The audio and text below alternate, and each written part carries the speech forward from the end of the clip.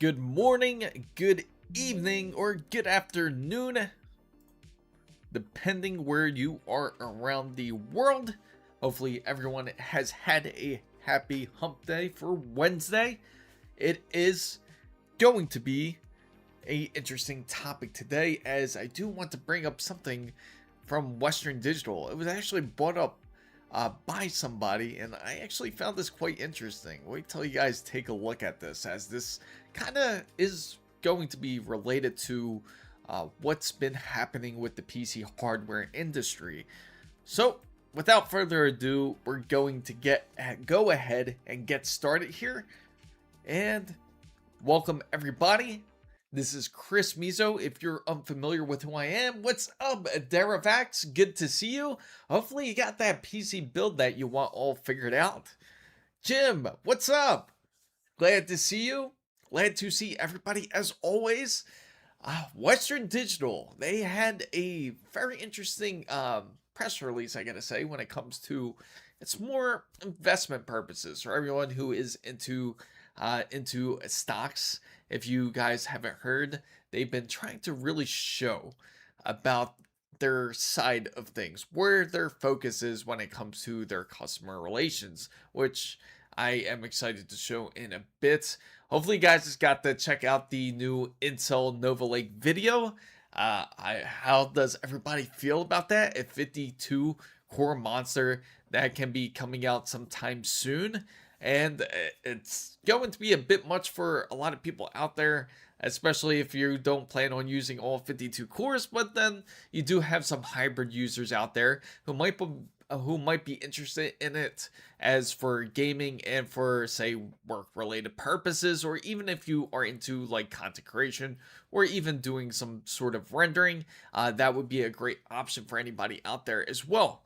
So I love yeah, if you could do it, if you manage to do it. And what I'm really curious about is if it's actually going to perform really well, similar to an X3D, but of course without having to worry about parking cores. Will it be able to figure it out that side? If Intel does that, that will actually bring up some serious competition up against AMD, because that's the biggest issue when it comes to utilization, when it comes to using multi-cores. So you know what? I'll try to contact. What I would personally do is try to reach out to Intel to try to get it in. So let me show you guys this, because you guys will certainly find this interesting. So this is Western Digital's slides right here, and with Western Digital, they wanted to show what they wanted to show for the investors of what they plan to do. Now, of course, Western Digital, as you know, they switched their name to SanDisk Optium over to the new PCI Express 5 SSDs that they do plan on coming out with. They're kind of going away from the name of Western Digital and going straight to SanDisk. But this is pretty much their concept, their idea of where their focus is mainly going. So as you can see on this specific slide, AI cloud data storage opportunity is accelerating, and AI cloud storage is going to market and project growth up to 25 percent or more through 2030. So that's not a good sign, because that shows that there's going to be a lot more focus when it comes to the whole AI sector. And it gets more interesting because as we get further down here, that 80% of storage within the cloud will be based on hard drives. And wait till you see this. Once we go down to about, I think it is slide, let me close that out real quick. Right here. Okay, so reinventing the hard drives for customers and putting it into customers' hands.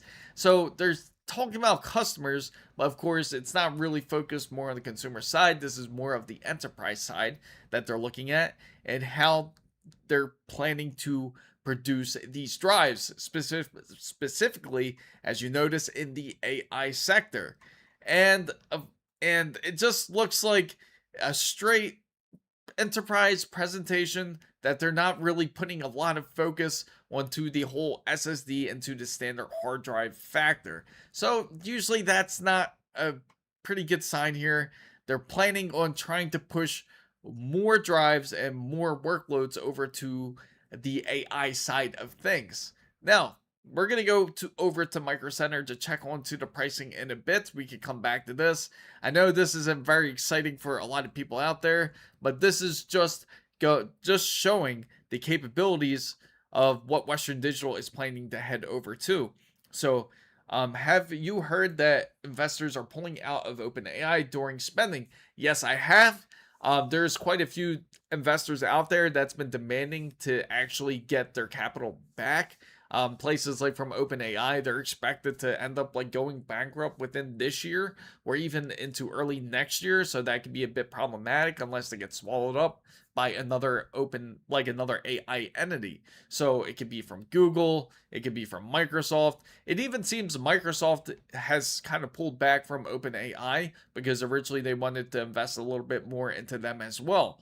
And because they're seeing that it's not really truly being 100% profitable, then now it's causing investors to question whether if it's going to be worth spending the extra money towards AI. And what is really crazy about the spending when it comes to investments into AI, it's one of the most that they've ever spent. And you're talking billions and billions of dollars that they spent, but they're not seeing any real returns.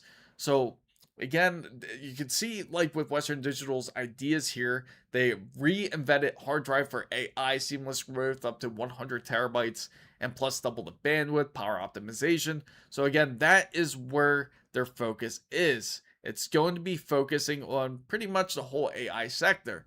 So let's go ahead and take a look at Micro Center to see how it's looking, especially for anyone that is interested in building a PC.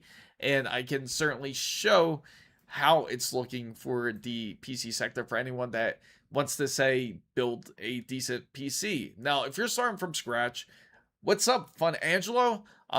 If you're building up from scratch, I can certainly say the best way to start off with is take a look at these PC build kits. They make it much more cheaper to start doing a PC build instead of manually selecting your hard drive, or I mean not your hard drive, but your motherboard, your RAM, and also your CPU.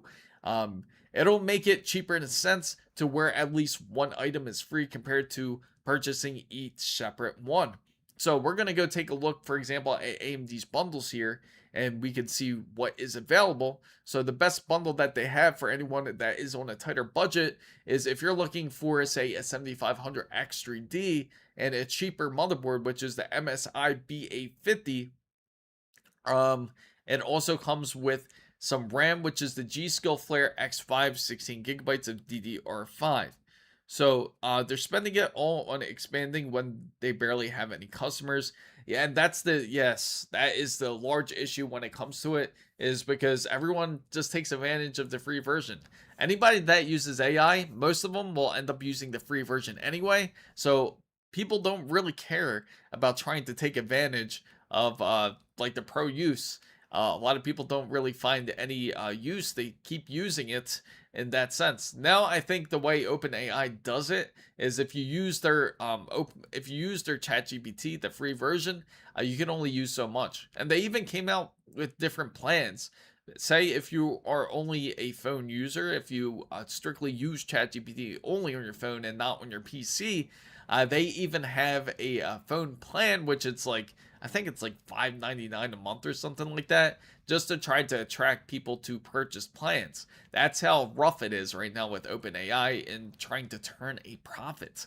But for anyone that is looking for a PC build kit, this is certainly the um, way to go, especially because you can technically get like a motherboard, a CPU, and some RAM for $400, which is definitely hard to beat. So Bob Barkerson says, I think local run AI will catch on for those interested in it. I'm ready to build my AI powered home assistant. There is quite a few interests for those who are interested in doing something like home integrated AI, which is a lot easier. It's a local AI server that you have at home. You don't have to worry about privacy leaks. Of course, it's a lot more secure than having it somewhere stored like OpenAI.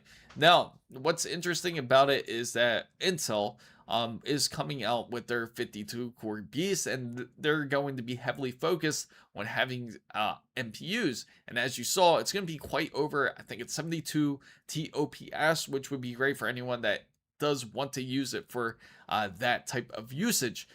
And of course, you can always build much larger models if you choose, if you get decent GPUs and you choose to stack them that way. But again, you're going to have a crowd of people that's not going to be interested in it. I bet it can't go faster. Yeah, I don't think it's going to pass 5 gigahertz for sure. It's not meant to be. It's a really interesting GPU. I mean, CPU, I gotta say, because not only does it have 52 cores, but there's not going to be any hyper-threading or any SMTs in it because it's just 52 cores and pretty much 52 threads. But that's all you really need. And this is going to be beneficial for anybody that's going to be using it for, say, like whether even if you're gaming, because you don't technically use the hyper-threading side. Hey V, what's going on? Good to see you.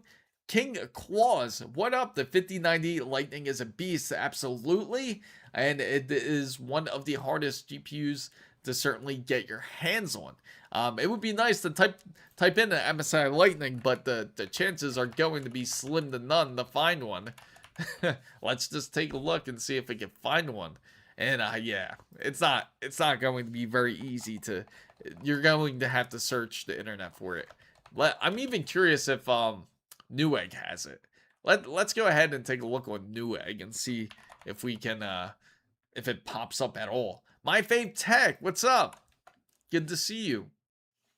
Yes, it is specifically in Taiwan. It was lottery only. I'm not sure how they're going to do it in the US or any other regions, but I know for sure in Taiwan it's lottery only, and you have to be able to. And there's lines for it. There's people just putting their name, like it's almost like a raffle. They put their name into the list and hope they get selected to be able to get picked for it.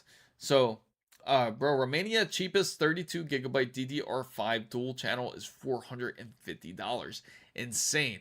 And I, you know what? But I can believe it because it's only seems to only get worse. The sad thing is that from what I'm hearing, and hopefully it's not true, is that with DDR5, the price can go up as high as 20 to 30% soon. And let's hope that doesn't happen because then all hardware will go up. Yes, the 5090s. Ernesto, what's going on? Good to see you. So we're taking a look at some of the PC hardware. It is Wednesday, so this is the middle of the week, and this would be a good indication to see how the RAM looks in the current supply. Yes, in Taiwan, in Germany, Store Mine Factory has. Oh, really? Oh, wow, that's crazy. Is there? Do you know if there's people actually waiting out for it? I bet there is. There's going to be people wanting to get it. So the RAM side, right? We're gonna look at DDR5 RAM, and we took a look at it yesterday. It seems like it's been strictly holding at 1,109.99 for some 64 gigabytes of some Corsair CL30.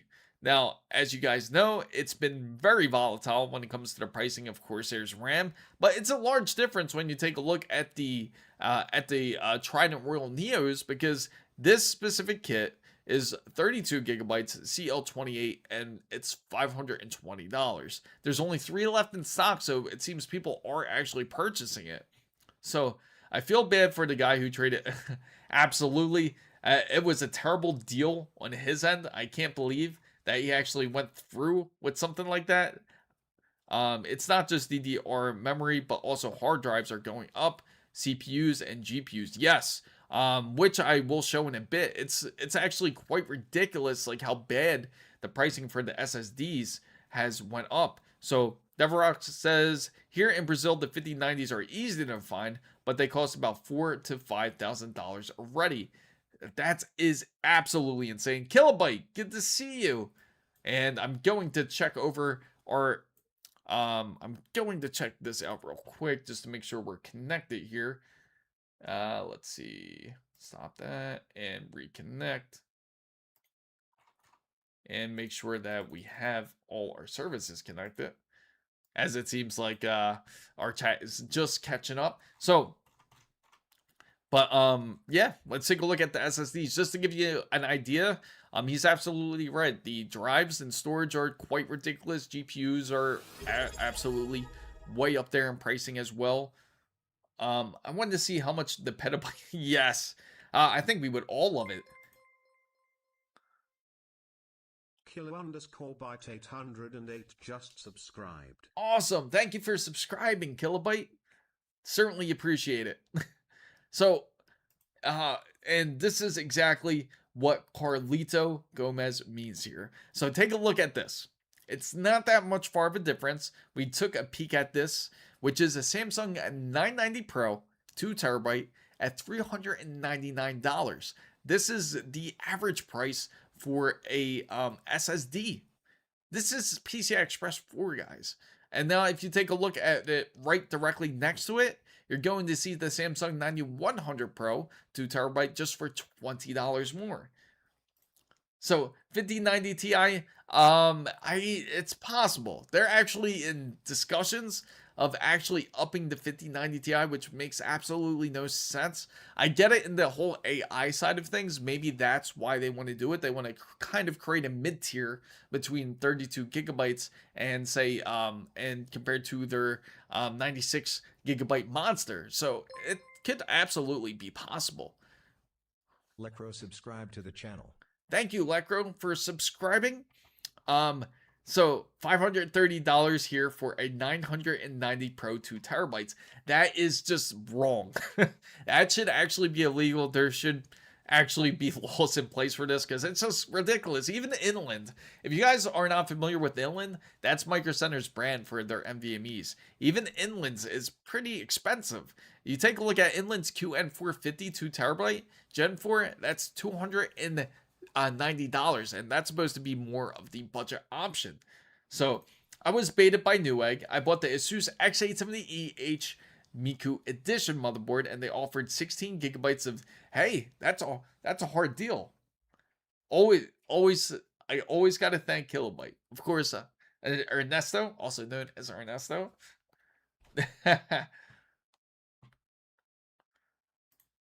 I don't mind sharing the info. And I know, thank you guys for always being part of this wonderful community, and also for anybody that is just joining in. We also do have a Discord page. You can definitely check it out if you want to show off your PC builds or even have any questions about your PCs. So feel free to join Discord, and I might be working on a TeamSpeak server, but it seems that Discord has kind of pulled back the whole idea about doing that whole retinal face scan and also taking a picture of your ID. So it seems like they are pulling back away from that because, of course, of all the negative feedback that they received from that. So Project Wood, it's interesting. I have some great ideas coming up, and with Project Wood, that is something that it will be under discussion. So Carlito Gomez says raw materials are also going up for most part. Absolutely, and that's a big part of it. There's actually a site I like to personally check out, which I will show you guys. I go here. It's called Trading Economics, and if you go here and you go to the commodity side, you can actually see the pricing, the average pricing when it comes to for the type of metals that are used in things like hardware. So you can see like gold's at 49.76, again, extremely high. Silver's holding steadily around that 77 range, and copper's also up at 5.78. So again, they all are currently going up in pricing. So this obviously doesn't help.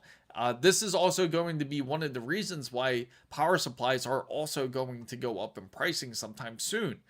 So if I do my Prime 95 with my 7800 X3D, I only get 56 Celsius with an AIO. How much lower do you think the temps will be with the custom loop? It's going to be amazingly low. If you're only getting 56 Celsius, I would try a bit heavier onto something like not Prime 95, but I would say go into something like Cinebench to see what kind of numbers that you're pulling to, because Cinebench is a good measurement. Bob Barkison says yes. Apparently, yes. That was one of the big issues. Apparently, Discord said that they might pull back away from it, and it seems heavily to that side because of so much negative feedback that they were getting from a lot of Discord users. See, the problem is it's not that people don't want to verify, it's that your information can leak, and Discord's kind of not the perfect place to put your personal information like your ID or your own face recognition scan. Otherwise, it can leak out to the public, which is something that nobody wants to happen here, especially when it comes to identity theft. So Jim says, my G-Skills Trident Z5, Neo RGB DDR5, I paid in 32 gig, but that's actually decent. Norway, I paid $167. What's up, NYC? Good to see you. Deravac says, managed to mix two 8 gigabytes and two 16 gigabytes for as Corsair LPX 3200 G Skill Royal 3600 here. Really? So you probably manually set your profile and was able to run comfortably. And my question is, how is it with the latency? Was the latency the same? After about 6 cycles of mem test was 0. Wow. Yeah, let me know how it goes. I'm really curious, because that, to me personally, it sounds like it's going to be unstable after a while, but if you manage to do it, that's pretty impressive. Of course, you could always set manual timings too. Now, if anyone's curious about the whole GPU side, how the pricing is going to be, obviously it's going to also take a hit. Now, if anyone's trying to get a 5090, they're going to be priced extremely high. At average price for a 5090 is going to be $3,500 or more. So it's no longer can you find a 5090 for around, say, about like 2,800. Now the average price is going to be about $3,500. Yeah, no problem, NYC. I'm glad you're enjoying this. The pain of pricing, right? Thermal Grizzly bring coming soon. A weather block. I am looking forward to Thermal Grizzly's tech. I am really curious about their 12-volt high power port sensor that they got, where you can actually plug it in. Z-Man, what's going on? Good to see you. Welcome in. So we're gonna take a look at Thermal Grizzly real quick, and I'll show you what I mean here. It's actually a sensor where you can monitor your voltage. So instead of actually reading it directly through the PC, you get the immediate reading right here onto the side of your GPU. You can just actually look at it and see how the voltages are going. And if there is an issue, you can actually set different modes on it to where you can actually have it like notify you if it is running into problems, or you can easily have like almost like an emergency shut off. So I gave up on the 5090 and bought the Blackwell. Did you really? Every time the 5090 goes up in my price, my purchase is more justified. And yeah, it's insane that RTX 6000, that's definitely no slouch when it comes to its workloads. And especially because of your use, you're 100% going to have quite a local machine, I gotta say. And I'm curious here. I'm going to put out a poll since I'm seeing more and more users actually asking about this. And I'm curious if more people are starting to actually get a bit more interested in it, which is going to be based on local AI servers or having your own local AI. So I'm going to ask the question, are you interested in local AI? So I'm going to put out the poll there. You can feel free to vote. You just put 1 for yes or 2 for no, and that will move the poll. So is it worth getting a 5080 when it's still on DDR4s? Yeah, absolutely. In fact, I'm running a 5080 right now on a DDR4 system, but it is on a Threadripper platform. So far, we got a mix. We got we got yes, and we got no. No. And feel free to, you can voice your opinion. Let me know why you are interested or not interested in having your own local AI. Wow, a lot. Now I'm seeing more news. What's up, Igor? I'm doing great. How's everything with you? I'm seeing a lot of no now. Ooh, oof. It's like at 16.7% for yes. Oh, really? Oh, so yeah, you're in for a treat. It's still a great GPU. Even though you won't have the full advantage of the PCI Express 5 slot, which honestly doesn't matter depending on your use. Since I use this mostly a lot for like more of my content creation and for my streaming and more of my editing or like things like DaVinci for color grading. But overall, it's just been great. It's been 100% a improvement over a 3080 Ti that I had originally in this system. Oh, we got a 1 there. Oh, okay. So now it's fighting at a 25.6. This is interesting, I gotta say. Only because I don't understand the LLM stuff. Oh, okay. Interesting. So that's your main concern because you don't understand it just quite yet. Of course, there's always time to learn it. First time I've seen like 12 5090s in stock at my... Oh, really? Oh, wow. Were they all Gigabyte, just out of curiosity? Because it seems like a lot of stores had the Gigabyte RTX 5090s, just drop in. So I'm a bit of a weeb. So the idea of 2D, that's pretty funny. Wow. So okay. So now we're getting a lot more. We're getting some no. So nice. I had a 30. Yeah. So it's going to be quite the upgrade over it. In fact, I went with the Asus Noctua RTX 5080 just to see the how different it would be, and man, it's just like night and day. And on top of it, just being, of course, it's larger, but it's just much more of an improvement compared to 3080 when it does its task. So it's a shame that the 5080 only has 16 gigabytes. Yes, I do agree. What I am interested in is once Nvidia starts producing, I don't think they're going with supers. More than likely, they're going to jump straight into the 6000 series, and we won't see that till 2027. Now, for all you console people out there that are interested in consoles, just to forewarn you guys, don't get your hopes up until about 2029, because apparently that's the rumor that they're going to push these consoles, these next gen consoles, to about 28 to 2029. So it's a shame that the 5080 only has 16. I think once they come out with the 6080, it's gonna definitely have at least 24 gigabytes. It has to. It just makes no sense for them not to do it that way. So 3080 to 50, that is a massive step. Some people won't want that step. It's a very expensive step. So I got the Noctua for silent running. Had to take a milli tool to my case, but oh, that's awesome. I bet your PC looks great. Yeah, also feel free to show it off. Put it up on Discord. I'll be happy to show it to everybody here. So more mortals can't. Yes, Yes, more people can't afford the RTX 5080. Thank God it'll only be 2029, but yes. So 2029 is the big rumor about next gen consoles coming out. And on top of that rumor, for who's out there that's been waiting for Elder Scrolls 6. Now I'm gonna now I gotta put that poll out because I'm curious if there are people that are waiting for Elder Scrolls 6.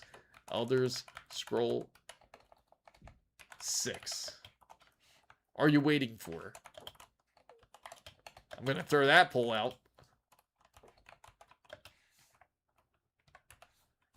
And let me know. Oop. Just a second. I messed that one up. I ended up picking up something else. Let's see. We'll reset that. And let me. I'm just trying to fix this poll here. For some reason, it went to. Okay, there we go. So, are you waiting for Elder Scrolls 6? Okay, so I'm going to throw that poll up there, guys.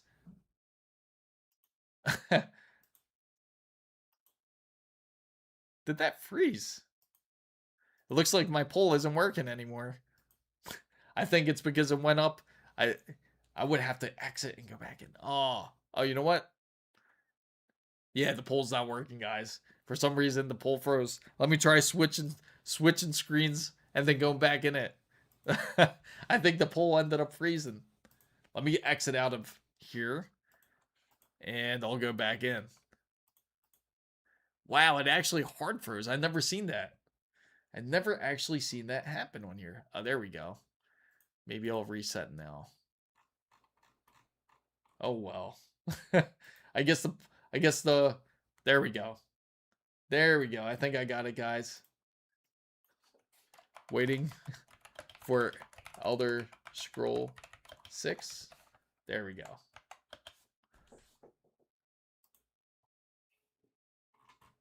All right, there we go. Now it's working. So, are you waiting for Elder Scrolls 6? You can feel free to answer the poll.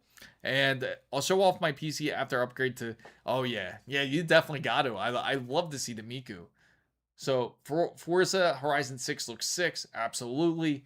I can't wait to play it. As much as Resident Evil, Fable franchise, horror is not my jam, unfortunately. Oh, man. I just love the games. I just love the series. It's been awesome. I'm just curious how much of a difference it's going to feel. It's coming out next week. I'm sure there's a lot of people out there waiting for it. The good thing is if you do purchase a RTX card, RTX 50 series card, anything that's over a 5070, it does actually come with Resident Evil. So it will come with the game if you're in need of a GPU. So Elder Scrolls 3 Morrowind remake would be so much better. It's a shame because Oblivion, it was quite interesting that they re-released it with the Unreal Engine 5. It pretty much played the same, but just better graphics. I forgot the name. Oh, Intel's Playground. That's going to... Yeah, they're doing that a bit more with the whole creativity side. So why not have that? Yeah, can you imagine if they did come out with like an Asus Noctua edition where it's a RTX 5090? How massive it is! Because alone the 5080, as you guys saw, is one of the largest cards that is currently out there. It's just as large as the Asus RTX 5090 Matrix, which is pretty insane. So, have you seen the Deuce EX? Oh yeah, yeah. I think I actually have that in my library as part of my collection in my games. Um, it would be nice though. I am getting a 5080 GPU. It's good enough for new games. Oh yeah, absolutely. 5080 would be a decent choice to go. Now, if anyone's a bit more worried about their budget, Micro Center does have something I do want to show you guys. So far, nobody's really looking forward to Elder Scrolls 6. Believe it or not, that is actually one of those games where it's taken longer than GTA 6. I think Elder Scrolls 6 will actually see after GTA 6, which sounds pretty insane. No, I never said 5080 is a budget. it's it, it's great but pricey. No, what I've said is if you're looking for a budget, is something like this. Something like this. This is where I'm pulling you to. Is a Radeon RX 9070. It's a great card for anyone that is trying to spend decent performance but less money. You're looking for a very fair price to performance card. This would certainly be the way to go. Now, how much weaker is the 5080 compared to the 4090? Now, if you compare those two, it's going to be quite a bit weaker. It's almost equivalent to like how the 4080 is. Now, the 4090 is a great card too. I think that's actually the perfect gamer card as of today. For anyone that's into like 4K and you can manage to get a 4090 to say, a lot of people would certainly be happy with it. It's a great card. It really is. And in fact, it's so great that the pricing of a 4090 is exactly the same cost as when you first bought a 4090, which is at $1,500. In fact, Micro Center, if we take a look, I think Micro Center doesn't have it, but they have a chart to where you can see where your card is valued at. And for the RTX 4090, it's still valued at that stunning like $1,300 to $1,500. But it's a great card. But if you are going with a 5080, it's also a awesome card. It just all depends on the type of resolution that you choose to game in. If you're looking for higher resolution, 4090 would be a great choice to go actually. But if you're looking for a decent resolution with you don't mind as much as going max quality, just say, then 5080 would be great. And that's why I had to bring up the Radeon RX 9070 because this is a great alternative for anyone that doesn't want to spend that premium money. So Radeon has cheaper GPUs but less performance. I have a 4090 but plan on that. That's one card I kind of wish I wish I kept it. Definitely one of those underrated cards of its time was a 4090. Of course, we gave a lot of shit to our D40 series. We all have to admit it. We 100% did because of the pricing. Really, it was because the RTX 4080 pricing kind of threw everything off. If you guys remember, that RTX 4080 was at $1,200 when it first released. I think it was actually higher. Was it? I think even $1,300. So it was around that range. It was ridiculous. And nobody actually bought it. And that's what caused the pricing of the RTX 4080 to go down because it just didn't make sense. If you were to get a 4080, you might as well have gone to go get a 4090, and that's what most people did. Well, a 7600 and a 9070 XT work for a 1440 40p 4K high settings. I can, but this all is pending on what type of games that you're playing. That is going to be subjective. If it's Fortnite, yes, I could see that you can do it. Now, if it's a game like, say, Monster Hunter Wilds, then it's going to be a bit more tough, especially if you're trying to turn on things like ray tracing. Then it's going to make it difficult. Even for a 5080, it would be even a bit more difficult if you start turning on different settings, such as full-on path tracing, and plus there's different settings on there that can certainly affect the playability of the game.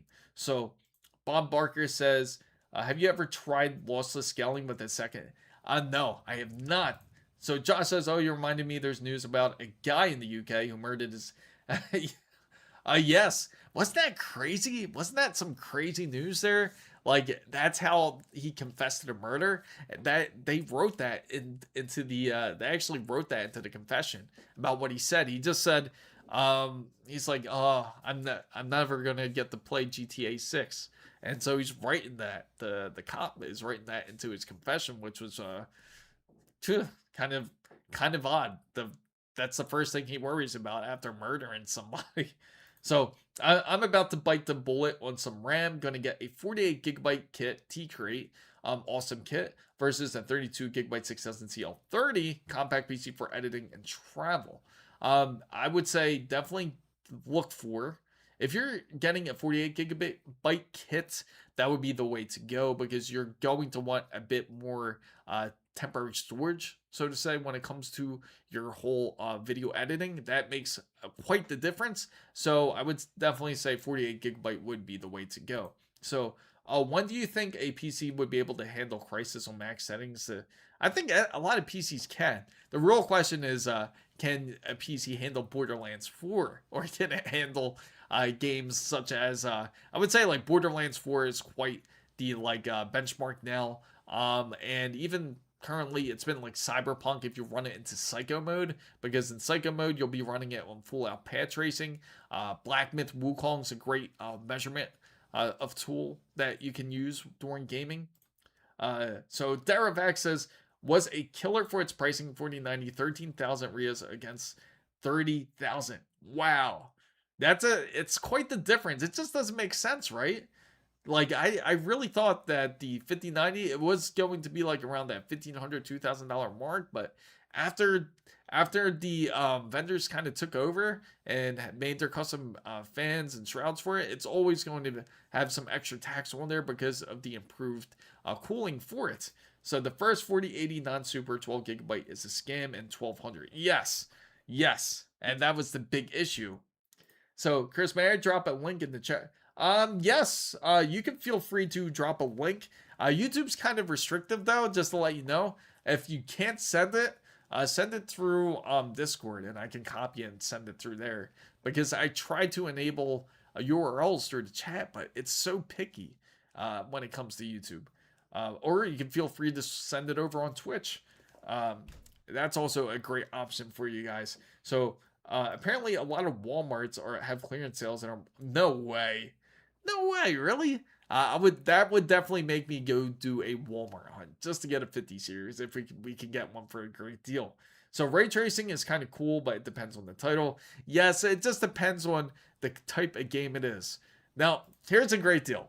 If anyone's doesn't want to build a PC, you can actually get a Alienware PC. It's a 285K, and it comes with a 5080 with 16 gigabytes of RAM. 16 gigabytes of G7, and then it comes with 32 gigabytes of RAM for $2,200. That's actually a decent deal for those who don't want to do a custom build and just wants a PC ready to go. That's actually not bad, to be honest. So it looks like nobody's waiting on Elder Scrolls 6. A lot of hate for that game right now. So I'll shut that poll off, and I'll think of the next other poll. So this is actually not a bad deal. And just to show you this PC, it has a 5080 and it has a 285K. It also does have up to 32 gigabytes of RAM. But again, the RAM's not the greatest. The set is a 5200 megahertz kit, so it's not very quick. So yes, it is absolutely cheap for Alienware, which is odd to hear, because you're used to this. Once you hear Alienware, you assume it's going to be a very pricey pre-built PC. So Dhruv Joshi, he says, hello, per market's current scenario, is it currently okay to build a 12? Yeah, I mean, there's nothing wrong with that build. Are you going with DDR4? Because they do have the two different boards that you can choose when it comes to the Intel platform. Bulgarian, thank you for following. So I'm assuming that's Igor over there. And feel free to post the link. So it's absolutely a solid build for anyone. Yeah, I thought that was you. I had to take a guess. I figured that was you over there. It is okay to build. Definitely a safe way to go. So we're gonna go over to take a look at what other deals that there are. Unfortunately, when it comes to graphics cards, we're going to look at something a bit more, say like a 5070 Ti for anyone that is looking for a 5070. I'll show you exactly how it looks here. Now, a 5070 Ti, if you were to get it, they have about 5 in stock, and currently they're holding about that $1,000 range. And as you guys know, the original pricing for a 5070 Ti should be a bit closer to the high $700s to $800 range. So General thoughts on mixing RAM, even if the module. That's a great question, DK, because there's actually somebody in here that just went through it. Ask Deravax. He'll talk to you all about it. He actually went through it, and he's actually doing pretty well with it. So, take a look at your 5060. Okay, so if anyone, feel free to join in on Discord. You can feel free to share pictures, or if there's anything you would like to share into the stream, let me know, and we can take a look onto the server, and you can feel free to join. So in order for anyone to join Discord, I'm just going to show you guys real quick. I'm switching over to Discord, guys, so you guys can see. So if you do join Discord, so the first thing you would have to do is just go up here to the role side. You're going to see a screen like this, and you'll see this server side. Just make sure to go to the rules, and then you're going to go down here and make sure to hit the green check mark right there. You're going to hit that green check mark where it's highlighted, and once you hit that green check mark, it will enable all these servers. This is how it should look like once you enable the servers. So once you're there, you can feel free to show into battle stations. You can feel free to show off your PCs, just like how Ernesto showed off his son's PC, which is a awesome build, by the way, that he actually did. Of course, I saw Devrex just joined our Discord server, so definitely feel free to show what you have as well, as I'm sure everybody would love to see the updates, especially for those who are looking to build or upgrade their PC. So, switching back over to Micro Center, guys. So, the Gigabyte NVIDIA GeForce RTX 5070 Ti WindForce short form factor is at $979. That's probably the best deal you're going to get on a 5070 Ti. So, yes, I agree. I mentioned this too. It can cause freezing issues. So if you do it, you could customize it. You have to customize timings. It's easier to just have everything into one type of latency and one type of speed. For example, if you're running at say 6,000 megahertz, you want the other kit at 6,000 megahertz and that CL30, for example. So Ground Game says, yo, Chris, Micro Center has a Zotac 5060 Ti for 425 for a hot minute. Then they went to 5. Wow, what a jump that is. That's an ugly jump. And that's the problem. It's just like it's so volatile that it can literally change overnight. Just like when we took a look at the Corsair RAM. Actually, the MSI Shadow is a great choice too. I'm curious if it will pop up as it's $979 originally that you could get this card. Thank you, DK, for subscribing. Why not the Zephyr RTX 5070 single? Some people don't like it. So is upgrading my Mint PC's SO-DIMM RAM from 16 gigabytes to 40. That's a lot for Mint too. For $190, jumping a lot through a lot of hoop questions. But what's your thoughts on 9? It's definitely not a bad choice. Actually, I actually have it too myself. I have 48 gigabytes of it. It's great to have if you are interested in it. And it's an improvement. It's quite a slight improvement if you try it out. So if you can get it for a decent price, go for it. So let me see. Digital Storm. Okay, awesome. I got the link now. So we're going to take a look at it. It's so weird. You know what? I have to check out my I just realized something here. I have to go here. Exit out of here and then go back in. And I'm going to check. And that link's for your friend, right, Igor? Just to make sure. Or did you want me to check it out too?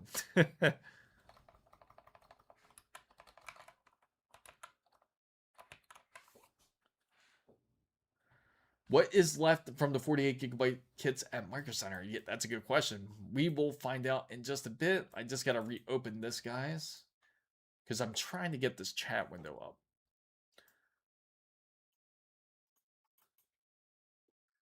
Because I run two different chats. I run StreamerBot and I got and I also got the overlay for OBS as well.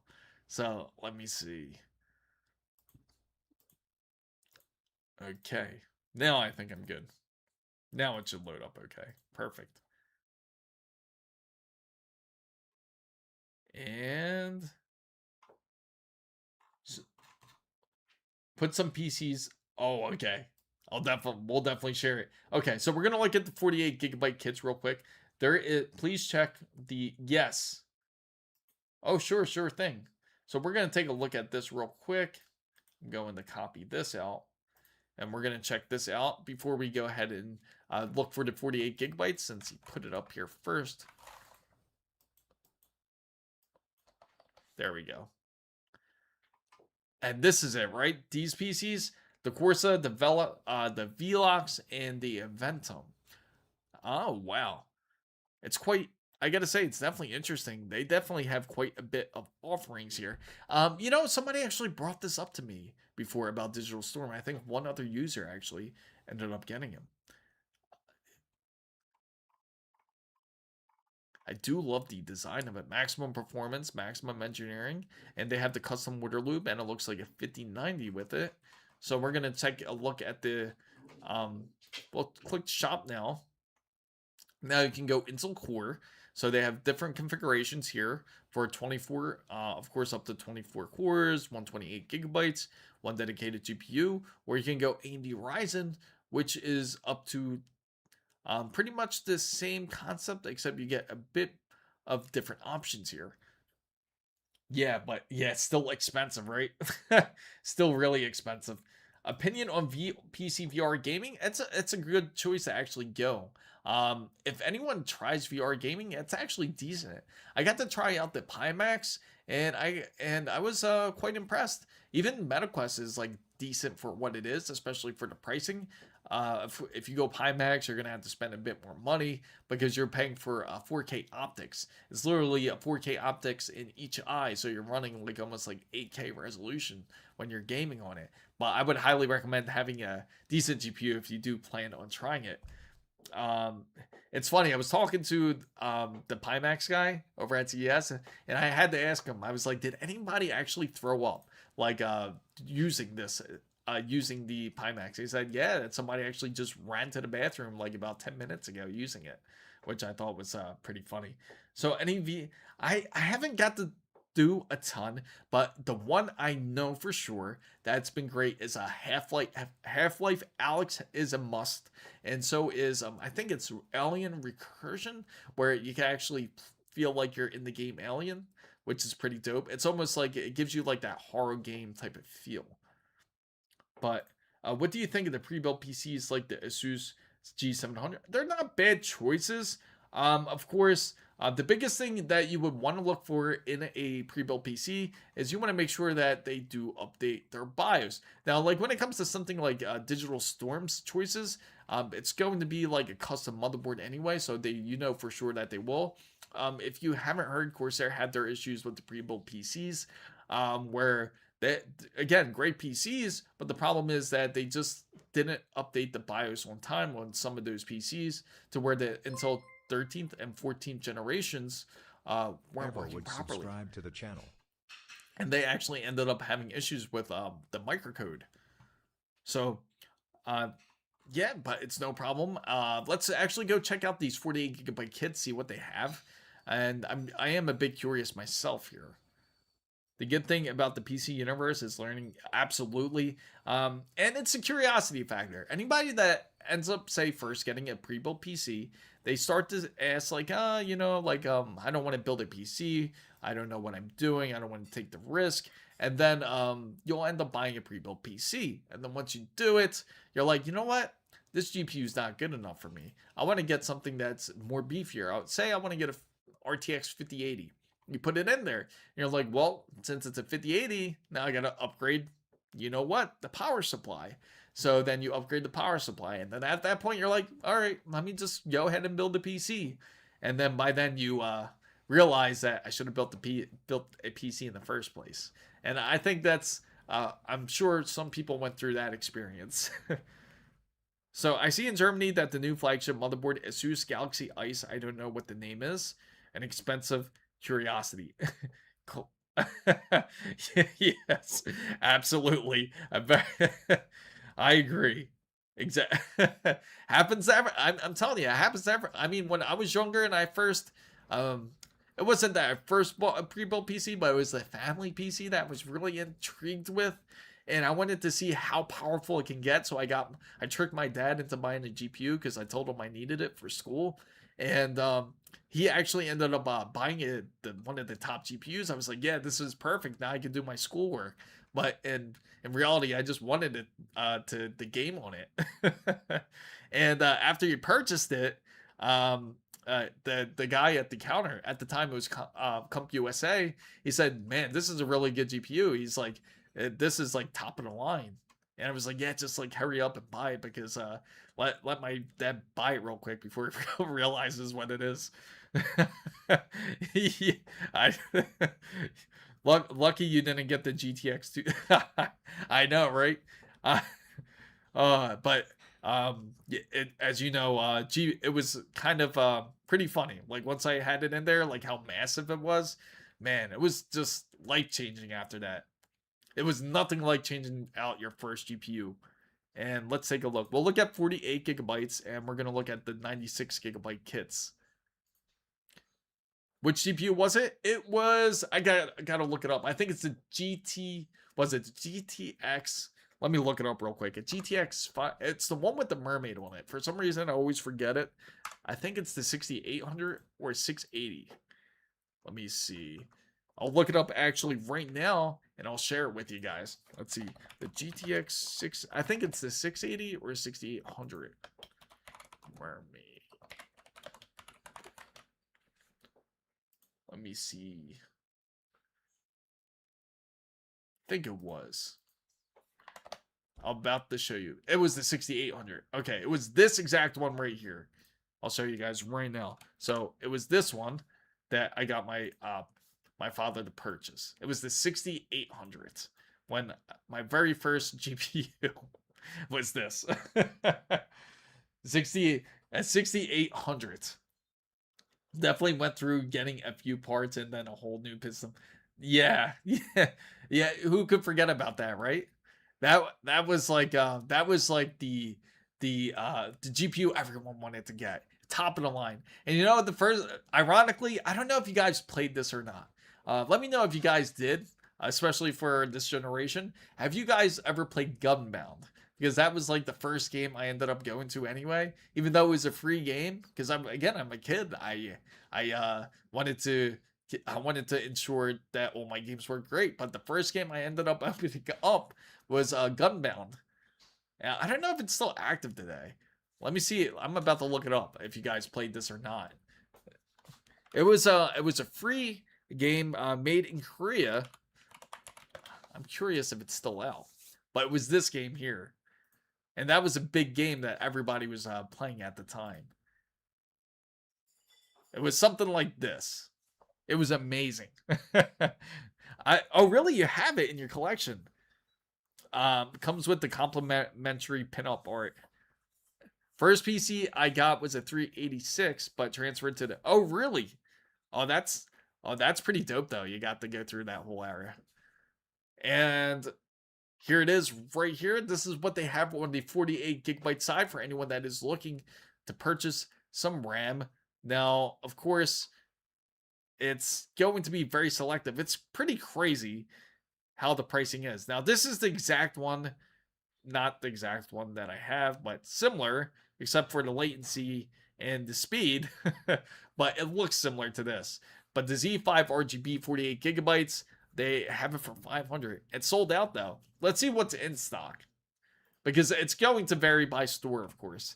Now the Corsair Vengeance, here you go, 8400. Nobody needs that speed unless you're on an Intel system. Yeah, not really a lot of choices. It seems that's probably one of the first type of RAM sticks that people went after, because it's all high speed RAM practically. Ancient people here. Holy. Yeah, Commodore 64. First GPU is a Voodoo 2. I used to play Gunbound in my neighbor's house when I was a kid. Oh, really? It was amazing, right? Wasn't it fun? I remember I used to type into the chat. I used to tell people in the chat on Gunbound, just to make sure that I would win in a game. I would tell them, like, I would type in, I would say, if you hit Alt F4, it will make the game work faster. And then you had some people say, really? And then all of a sudden they would disappear off the map because you know they've exited the game. So almost $1,000. I know it doesn't make sense. Again, it's because of the speed. It's the speed, and again, nobody needs this extreme speed unless you're on an Intel platform because it requires it a bit more. So I got into PC gaming a little late. My first GPU was a Radeon. Hey, nothing wrong with that. That was like the time, like once I got back into PC gaming too. I remember, like once the Radeon HG 6670. My first GPU was an RX 570. That's an awesome GPU actually. I still have great memories about that. Kilobyte says first rebuild I bought was a 4060 i5 one stick of 16 gigabytes. Son said he could build one, so I bought the parts he built with all white. That's pretty awesome. It's great memory to definitely go with. Absolutely one of the top memories. There's nothing like it. It's just like going through that whole cycle phase, like that you grew up building a PC and now you can kind of pass on the torch. That's pretty awesome to do. So I think my first GPU was a ATI Radeon, something like that. Might be a 4000 series. Crazy. And speaking of which, we're gonna go into Discord and check out. We're gonna go ahead and check out the build by Deravax. He sent a couple PCs over here, so we're definitely going to take a look. Probably put it over here at. Let me see. I will look for you. Oh, here it is. Deravax put it. Oh, that's pretty dope. I'm going to share it right now. Right next to a mini PC that he has. Oh, kind of reminds you of the Fractal Design Terra cases, because they're pretty awesome cases to have. I love the GPU, by the way. That's awesome. And with the Noctua, that's a throwback, but it's, I got a very interesting concept coming up too when it comes to a PC build. Nice. Love the look of it. 1600i. Man, that's pretty dope. Love the look of it. And I gotta say, and especially that he's in Brazil, it's a very tough thing to do to pull off something like this. It's definitely a sleeper steam machine. Like nobody would expect it.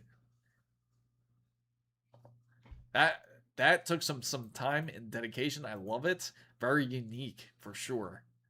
Nobody would expect it. First PC game I played as a kid was Hardball on Commodore 64. Isn't that funny?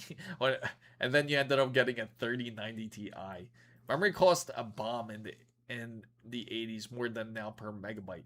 Yeah, just to think, 128 megabytes was amazing to have. Remember that, guys? Like back then, if you had 128 megabytes, you would just be amazed because of just how large it was. Now we're talking gigabytes. So mine was the NVIDIA FX 5200. Oh wow. Usually when I perform upgrades, my old parts end up being hand-me-downs to my father or little brother. My father had quite a shock going from a Radeon R7. Oh, yeah, absolutely. That's like a big step up. That's a weird name. Yeah, I'm telling you, like the names, like they just come out with it. And pretty soon we're almost at that era to where the names are going to end up changing again. I could see them changing up the name for the RTX 6000 series to over to like maybe like they'll start in the hundreds again, like the like NVIDIA AI 100 or something, or AI Max 100. I could see them doing something like that, or they'll call it AI Top 100. And that'll be like the new generation of GPUs, like when it comes to NVIDIA. And I could see AMD pretty much focused on doing the same thing. It was a dual GPU, this GTX 295. Yeah, and the crazy thing is like how popular it was, especially for everybody that's run SLI configurations or ran on a Crossfire system. So would a 1200 iShift Gold Corsair version or Platinum without shift on it, is there a real difference? Not really. Not really a large difference. The only thing that's different is going to be the just the tech behind it, and that's it. It's nothing crazy different between the two. But if you choose to but either way, you're going to be happy with the PSU because Corsair, they do excellent. They have excellent PSUs when it comes to their power supplies, and they also warranty them for at least 10 years. So AMD should have stuck to 8800 XT. Yeah, it's so weird how they went to 9070, right? It kind of threw it off. So for Crisis was a life-saving card, absolutely. I hope Nvidia. Yes.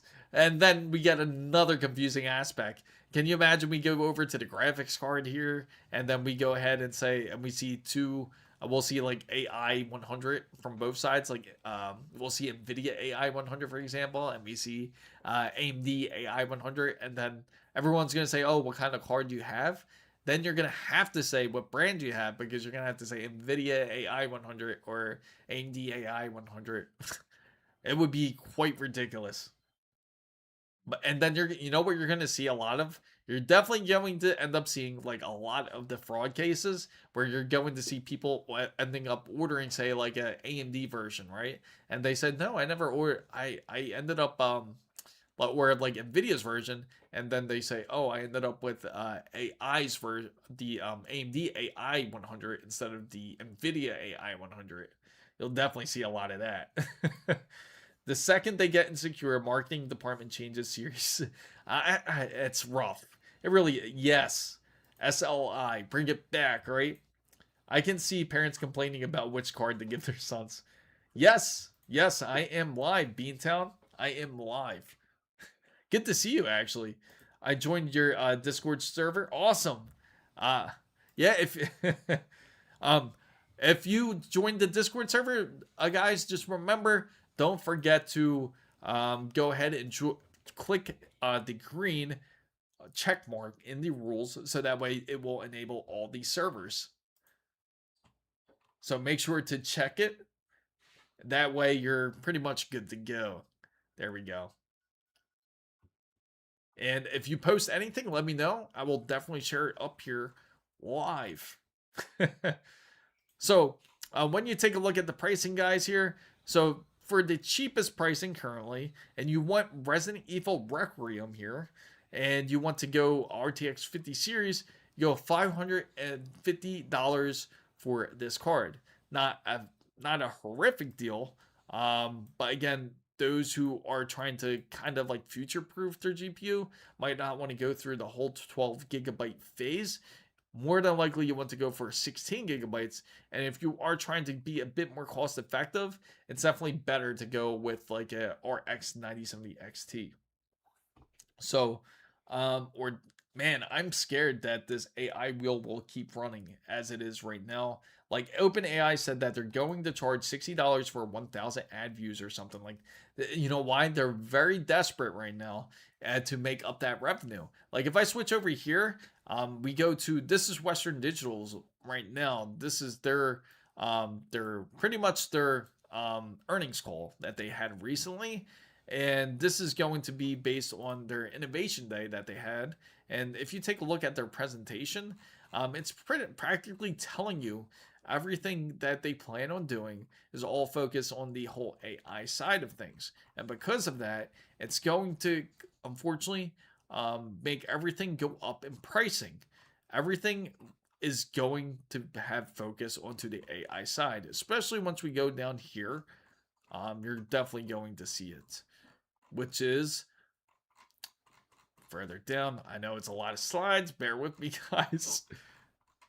But right here, hyperscale economies without the hyperscale. That's all AI talk. Intelligent platform to reduce complexity and speed up adoption with a single open API with intelligent software. Again, AI. Again, where they are planning to go, and you see a lot of focus on their whole AI side of things. So those prices are more. Oh, that's funny. I could see that. Any excitement on Nvidia's CPU? Nothing. They're kind of quiet about it, but we do know that Intel and Nvidia are working together on releasing theirs, and we're more than likely going to see it around the summer if everything goes as planned, because that's when it was originally planned between May and June. So Deravac says the 3500 is an awesome price for a 5090? Absolutely. What do you think will happen after this bubble pops? What I think will happen is you're going to see, if AI does end up popping, you're going to see quite a bit of stagnation at first. You're just going to see kind of like a halt, and they're not going to be too sure on what to do with the pricing. So you're going to see the pricing exactly how it is now stay like this for a little bit.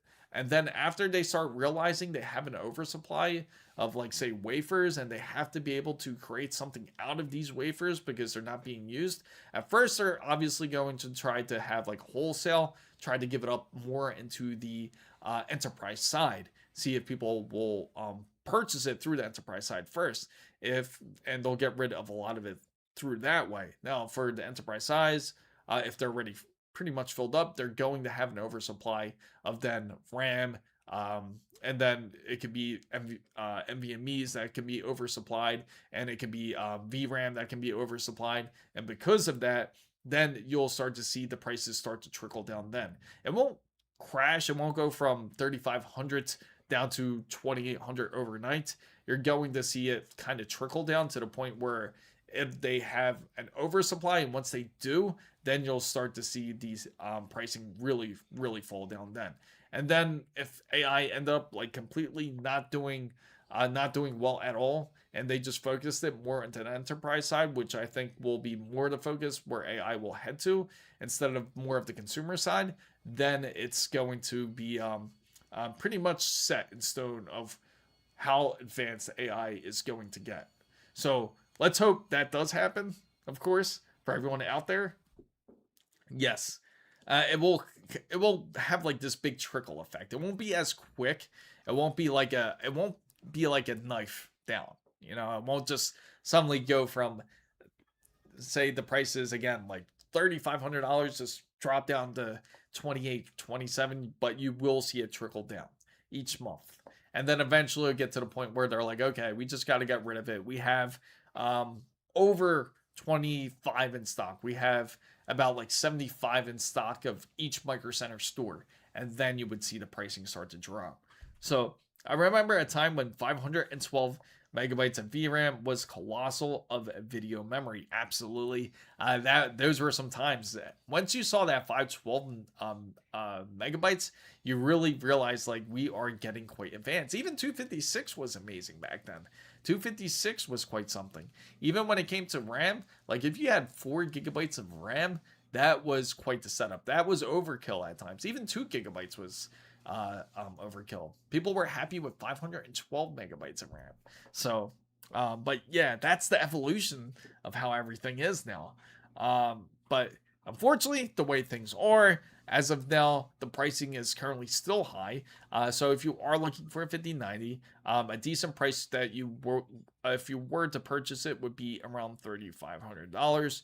And then if you were to go ahead and purchase like a 5080, around average, it's going to be like a little bit over $1,500.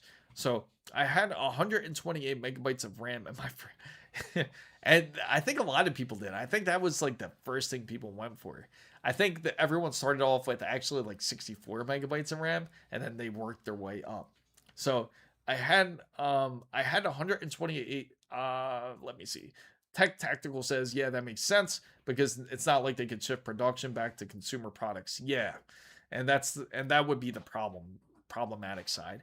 But of course, no matter what, things would then fall into our favor eventually. And then is going to be my favorite question to ask next. I'm definitely going to throw this on the poll, guys, because for you guys that are interested in obviously getting SSDs or RAM or anything like that, I do have a great question for you guys. And that is going to be, let me see, get my poll options up here. And would you purchase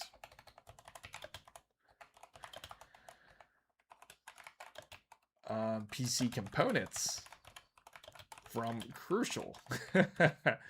Because if you guys don't know, Crucial practically is out of the consumer side as of this year, as of January of 2026.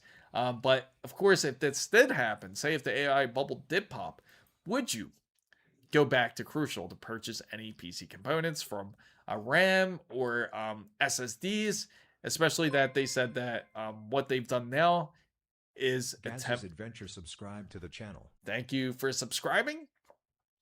They'll they will crawl back in a few years. Feel free to vote. You can put 1 or 2. So if they crawled back on their knees, like, come on, can you buy from us again? We really did try to help out the PC gaming community out there. We did try to help out the consumer side. We just, tried to fill these HBM orders that they demanded for. Okay, so far we got no. We're not interested in working with Crucial. They are dead to me. I think a lot of people are feeling a bit rough on Crucial's side right now. Seeing KLEVV pop up more recently has been pretty cool. Absolutely. I hope that they do well. First game ever played on PC, I would say Doom. Doom was probably the first game. I'm pretty sure that was the first game I played. It was that or Pac-Man on PC. And that was back when I went to my aunt's PC. She was the first one to have like a computer back then. And she introduced me to it. And I remember when she started it up, it was like Windows 3.1. And she had Pac-Man on it. So I was playing Pac-Man on that PC.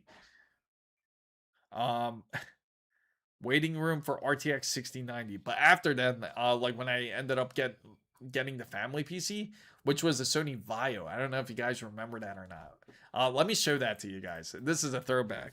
It was expensive actually back in the day. It was 95, I think. 90. Yeah, this was it. The PZV. This is the one that we had right here. The Sony Vaio. And this is exactly how it looked like. And this was the first PC that I got to play Doom on. You remember? Yeah. Beantown remembers.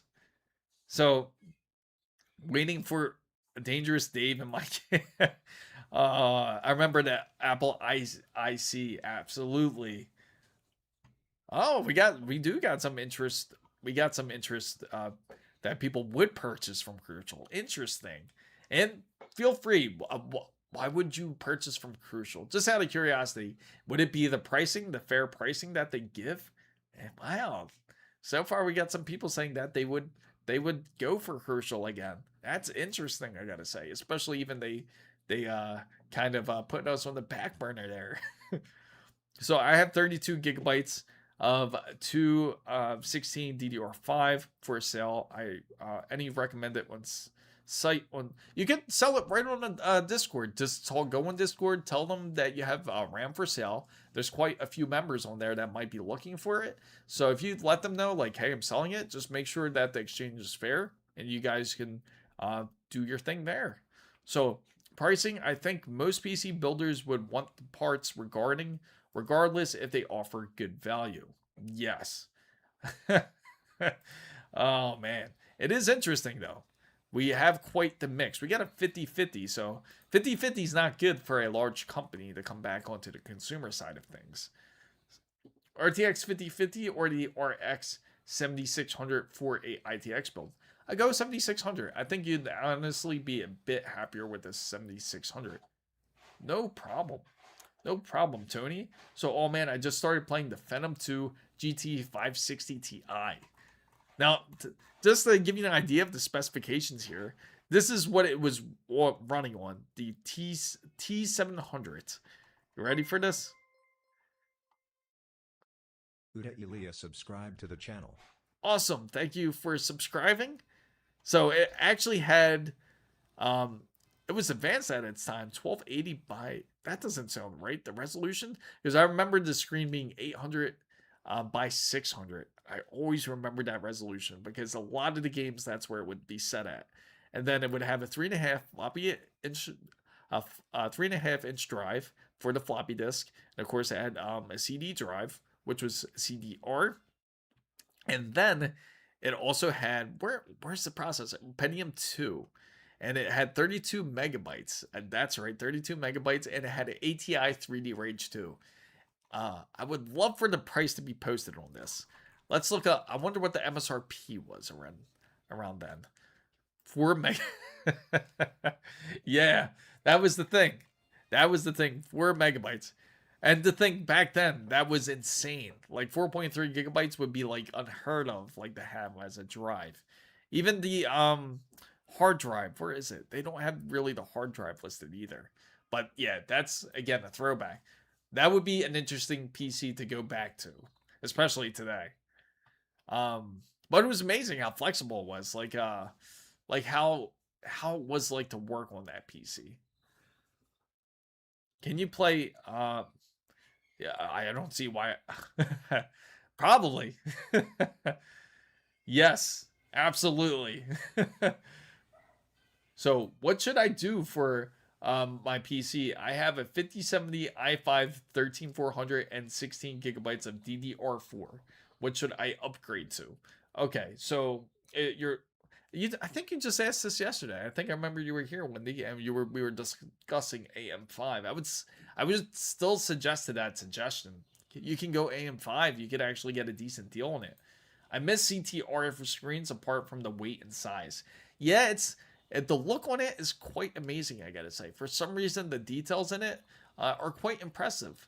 Um, but I remember how the way this monitor was. It would actually have that speaker built into the monitor, which was like an amazing feature back then. And let's go ahead and check out the PC parts here. The most fair PC components for everyone that is looking to build a fresh PC, especially if you have a Micro Center near you. Look at their bundles. Their bundles would definitely be the way to go.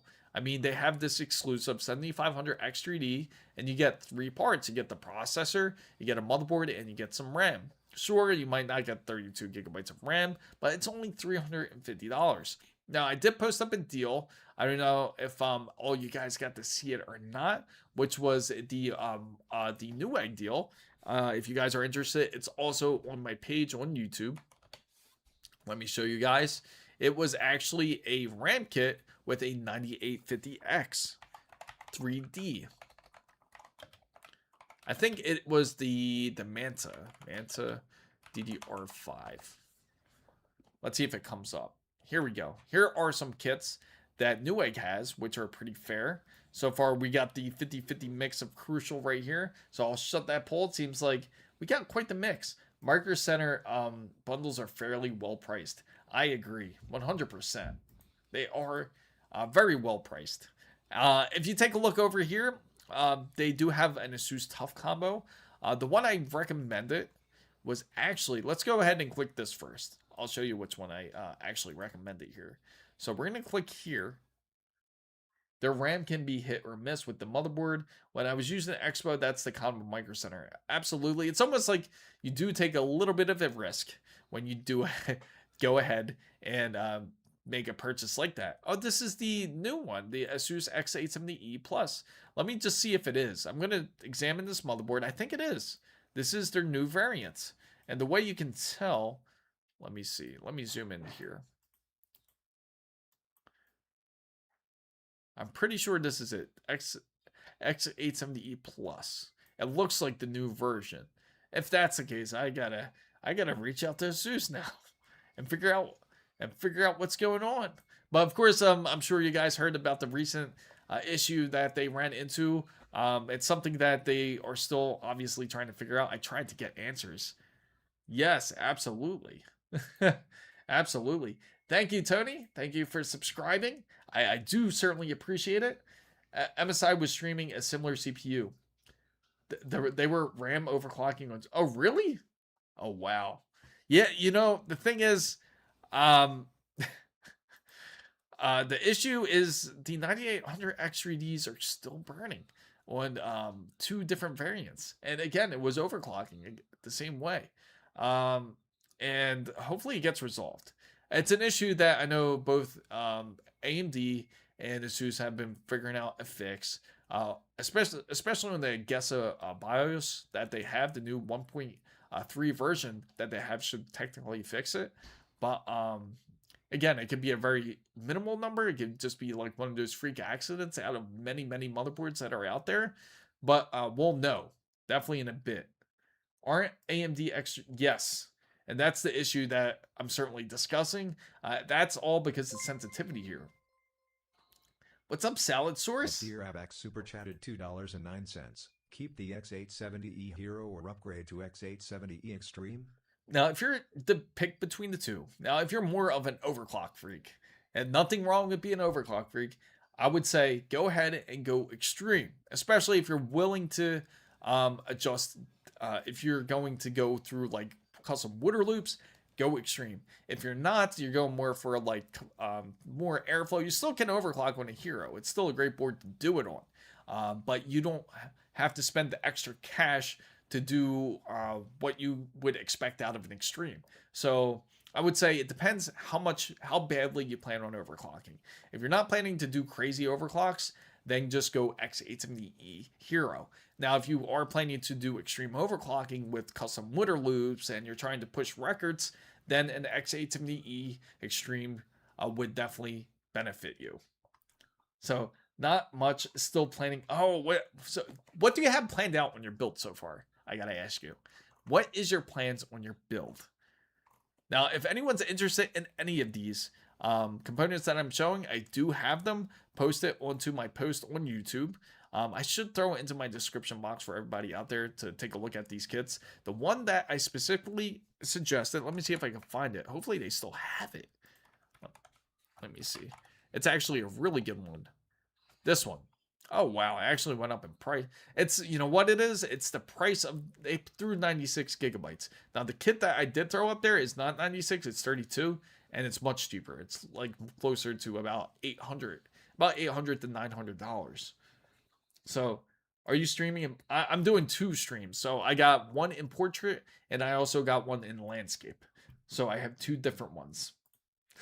So, if you're interested in seeing the larger stream, go ahead, feel free to join in because it is available. It is available to go into large screen. Now, stuck up in between Aorus X870E. I just realized that too, guys. Yeah, why is it doing that? It doesn't show the full browser, and I think I have an idea why. It's probably because I haven't expanded it. I just realized that, guys. I can make it much bigger. There we go. Isn't that better?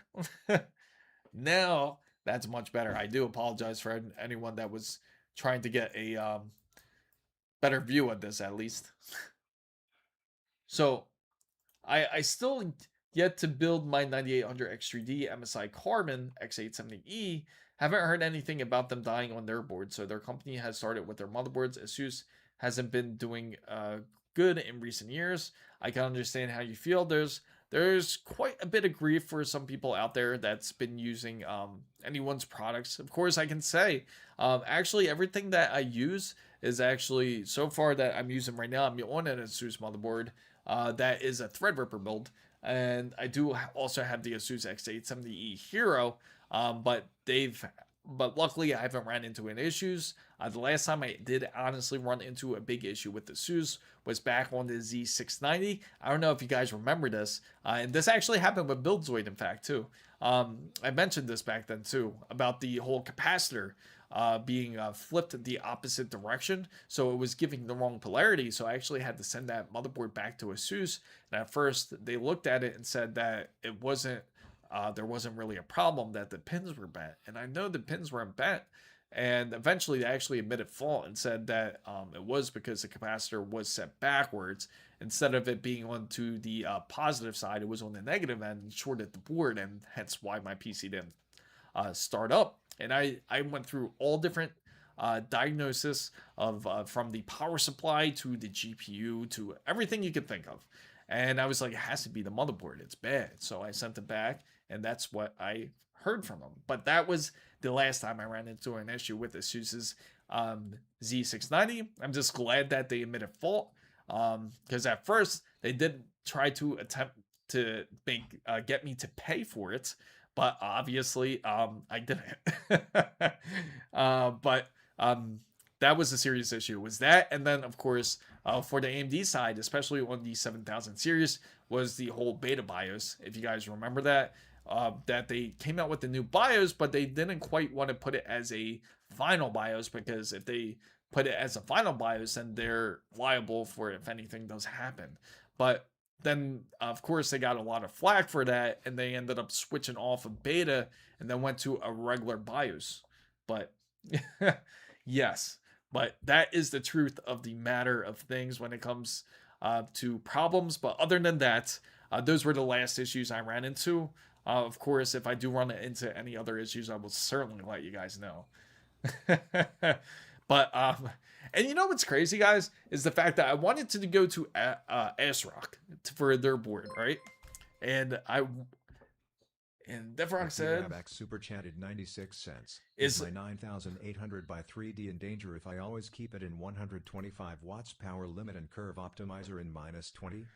No, not necessarily. That's not always dangerous, especially if it's stable. What you have to do is keep an eye on it on hardware info. That's definitely the best tool that you have when it comes to PCs. -20 is very fair. In fact, I run my curve optimizer at -20 myself. But 125 watt is not bad. Definitely stable for sure. I would get more nervous if it was higher, much more higher. And of course, if the power optimizer was much more lower into like -45 or -50. But it sounds like you have a very stable and normal type of setting. So they tried to yeah, yes they did. I can tell you the amount. It was $140. A 9850X3D on ASUS Prime X870P. Yeah, it's a decent mix. Since it's the X870, yes, it's I would say it'd be worth it. If it's a B850, of course you can do it. And it all depends on how many PCI Express lanes that you are planning to take up on your motherboard. So if I do get a 9950X3D, run it all stock, what are the chances of, if you're running it stock, more than likely you'll be okay. It's just the key is, like, if any, it doesn't matter what motherboard you have, because it can happen to any motherboard, not just ASRock or ASUS. Now, if you do end up getting a motherboard and you do plan on having a 9850X3D, just make sure to update to the latest BIOS. I can't stress that enough. Even if you don't have the CPU yet, did you know you can flash the BIOS without the CPU? So you can even flash it just in case if you don't even want to run it with the CPU in there, just in case, and just run a BIOS flashback specifically. You don't turn on the PC, but you're going to run a BIOS flashback on your motherboard, and then it will be ready to go. For example, on ASUS, you'll see a little light in the back for the BIOS flashback. You hold the button, and it'll start blinking, and it'll start blinking faster and faster, and then it'll slow down, and once it completely stops, it means the PC is pretty much ready to go. But obviously, you want to shut it down before you install the CPU then. So, I know, I agree, Craft Game. 33% of minimum wage salary to get from a 9800X3D to a 9850X3D here in Brazil. Crazy. Yo, we need to get a video of when and when not to get a Micro Center. Oh, yeah. Good idea. Next time we go to Micro Center, I'll definitely take a look at that. And that's the one thing I haven't done. I gotta get to know more of the people over at Micro Center. For sure. It's the price difference. It's weird when I call them Asus or Asus. Yeah, I get it. It's people call all different names, but I can tell you for certain it's Asus. It is Asus. Right. Thanks. That's all. Yes, that's all you need. Better wait for Zen 6 and an X970 motherboard. Yes, if you definitely can wait for it, but I don't think we'll see the X970E anytime soon, or X970. More than likely we'll definitely see it within the next year. So when flashing, yeah, I think everybody gets pretty nervous flashing the BIOS. You're just scared that if it's gonna go right. The name comes from Pegasus. Oh, really? That's pretty wild. So if anybody is looking for a build, definitely take a look at the kits before anything. Don't buy individually.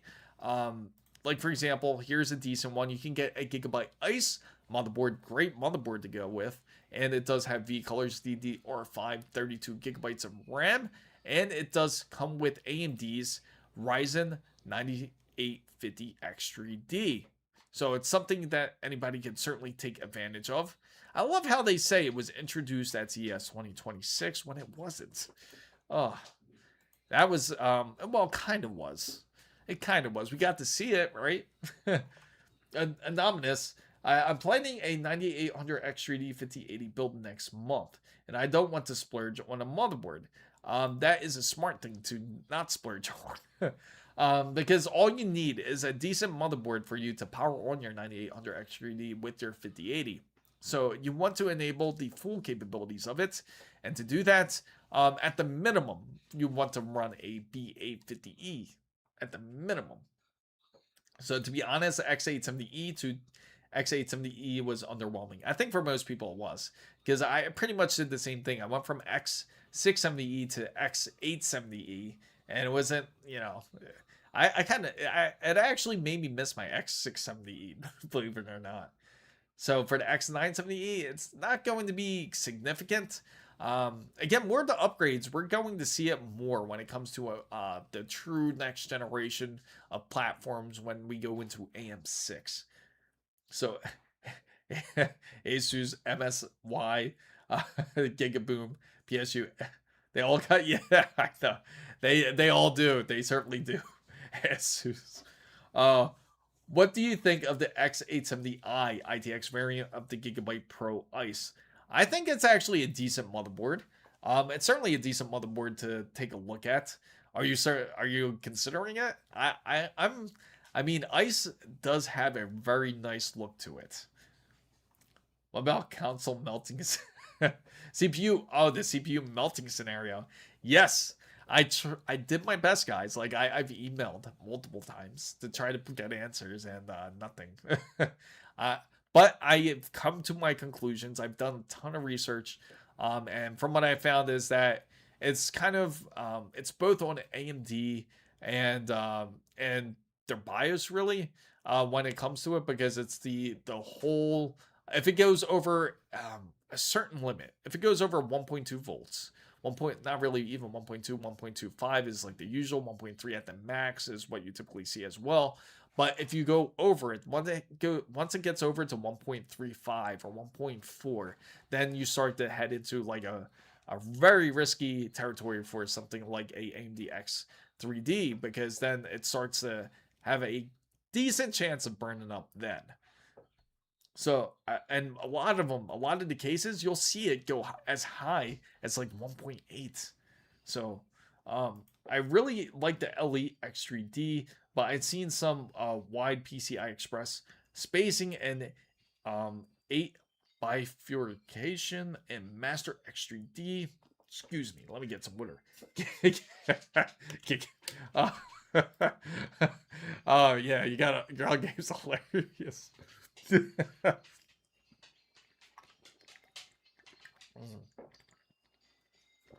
Had to hydrate there, guys.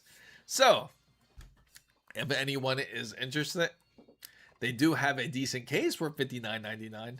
But I'll tell you this though, before anybody does go for that case, check on Amazon first, because at least when you do order the case on Amazon, it comes in intact and it's not dented. Because there's been 2 cases where I've ordered PC cases from Newegg and they came in dented and damaged, and I sent it back twice, and I was like, I'm not doing this again. So I've always had bad luck when they came to PC cases on Newegg, but on Amazon they've been decent, I gotta say. MSI actually has been gaining in the PSU department low-key. I agree, especially when it comes to their new PSU. You guys seen it, right? It's quite amazing. Their new MPG 1600 watt PSU is amazing. It can actually detect if the GPU gets too hot. It will actually have a shutdown mode. It'll let you know, like, if you do not adjust your voltages onto your GPU, that it will automatically shut down within about like 60 seconds. It's really dope. It even beeps. It's like almost like those old PCs, like when they used to have the CMOS beep. Remember that? Or like back when it had the BIOS beep, or where it was like doing the whole RAM check. It's kind of like that. It'll make that kind of sound. It'll beep just like that, and then it'll shut off. So I'm pairing this Pro Ice with the 8700G and a tiny PC, even smaller than the one in my picture for integrated. Oh, really? That'd be amazing. You know, there's actually a case I'm really interested in. It. My desktop froze. Oh, really? Oh no. Welcome back, Beantown. Good to see you back here. Random question: where do you think the next gen consoles will be at in comparison to PC performance? It's really hard to say. You know, there's a decent question about this. So while we talk about the next gen console, you guys could ponder on this Asus ROG Rapture. That's about $900 for a router. There you go. So so and you guys can feel free to say what you think. But anyway, going back to it. Speaking of the next generation consoles, it's not going to be that much advanced actually over the current gen, which is the PlayStation 5 and Xbox Series X, because the current generation, their console is going to be based on pretty much like an SoC, similar to like how the M1 is. I got to hear what Ground Games comment on this one.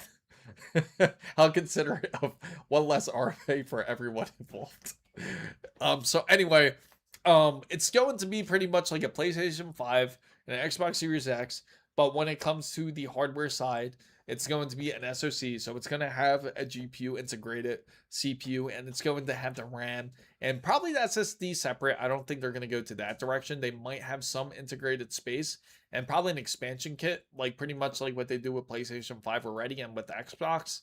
But it's not going to be much of an upgrade when it comes to graphics, because they're actually consolidating down to just one SoC to make it more simpler. So the good thing is it's going to be much more smaller, possibly even, but the problem is it's just not going to be that much more advanced in graphics. So even though you're upgrading to a next generation, it might not be all that different, but that's what the current rumor is, that's where they're headed direction wise. So PS6 will, yeah, there's a lot of rumors about it. Now, if they do end up going direct, like if they go back to like a direct GPU, then of course it can go much more expensive. But it all depends on their plans if they decide to go SoC or not. Should they need the router ASUS? But remember, guys, the reason why, if you guys are curious why this router is expensive for the pricing, it is because it has the keyword right there. I'm going to zoom in for you guys. I don't know if you guys can see it or not. Oh, hang on, guys. Apologize for that. I'm going to zoom in on it so you guys could take a look at this a little bit closer. There you go. This is the reason. I don't know if you guys can see it now, but this is the reason right there. You see what's the model number right there? Take a look at that model number right there. So keep that in mind, guys. That is why it is the price it is. There it is. So as you see, the BE 19,000 AI. That is the reason, guys. So it has that triple level security, and it does feature AI mesh. So you also have AI WAN detection, guys. AI WAN detection. That is the reason why the price is so high. So yeah, we were talking about this in the stream or two ago, but really referred to teraflops as the PS5 Pro is like a 4060. Yeah, pretty much. It's going to be headed in that direction. So unfortunately, for when it comes to the whole hardware side, when it comes for both Sony and Microsoft, they are both working with AMD in order to figure this out. And I'm curious how Intel's going to do things, because once Intel and NVIDIA come out with their SoC, pretty much their CPU that they're coming out with, that's going to be very interesting, especially for those who are interested in handhelds or any type of like Steam machine, for example. And speaking of which, I do want to share this with you guys. I think this is pretty dope, actually. Check out Fractional Design. There's this case that some people may love, and that's going to be I hate how they do it like that. I want to just scroll down and show you guys the ridge. That's what it's called. If you take a look at this ridge here, a half component hacker could correct that. A half component. Yeah, I know. Oh man. Uh, I hate how ugly that these gaming routers look. A sleek tower steam machine needs looking design is all I need. AI, please give keys. So it's like, can you imagine talking to it and it's like, hey, can you make up a password for me? Yeah, sure. The AI just talks back to you. Yeah, sure. Um, this password will be pretty tight, and it'll just give you some random password it gives to everybody the same exact password, and then you can hack anybody's password. That is pretty much an AI router. At Dear Abax Super Chatted 96 cents. How do you think current normal PSUs without PCIe 3.1 will handle the future generation of 12 VHPWR GPUs? Not well. I don't think they will handle it well. The reason being is because of power spiking, and because of the power spiking that you can get from power supplies, the distribution level on it just won't be good. So if anyone does use anything prior to ATX 3.1 or ATX 3, you might risk your GPU with power spiking, and you don't want to do that. Doorcam, have you seen? Exactly. I'm shocked it's not called the ridge. The ridge. I know, right? This isn't a router actually, guys. This is actually pretty dope. This is why I wanted to show you. Because if you take a look at this, right? It looks like a router. It does look like one, but it's actually a case. It's actually a full-on case for a PC. Let me see. I'm going to try to get better pictures so I can show you the inside of it. Here it is. So when you look inside here, you can actually build a full out, pretty much a mini ATX or ITX PC into this. And you can actually fit up to a 330 millimeter GPU into this case. So I always found this one pretty interesting. So it's pretty wild. But power spikes covered on. Oh, really? So that's pretty interesting. And and if you look here, it also does have like everything you pretty much need for a PC. So I think it's pretty dope actually, like to have. And it has USB-C, it has two USB-A ports. An MSI Inspire card would fit nicely in there. Solid, absolutely. I think so too. I think that would be a great choice. So if anybody wants like a small form factor type of PC, like an SFF type of build, I think this would be very unique. It's not your typical short form factor cases where it's just like a mini case tower. Instead, it's like, it looks like pretty much like a 360 solid metal brick, and nobody would know. Like you go into somebody's house and you see this, like you would just be absolutely impressed, like seeing this like sit in someone's like entertainment system. I mean, just take a look at it. It's just a sleek, but the only thing is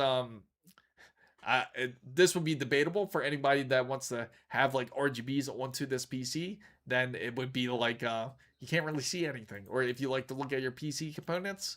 But if you're more of like, you just want like a nice stealthy PC build that can compete like even to like a Steam machine, you could fit easily a 5070 Ti in here if you wanted to, especially if it's a short form factor one.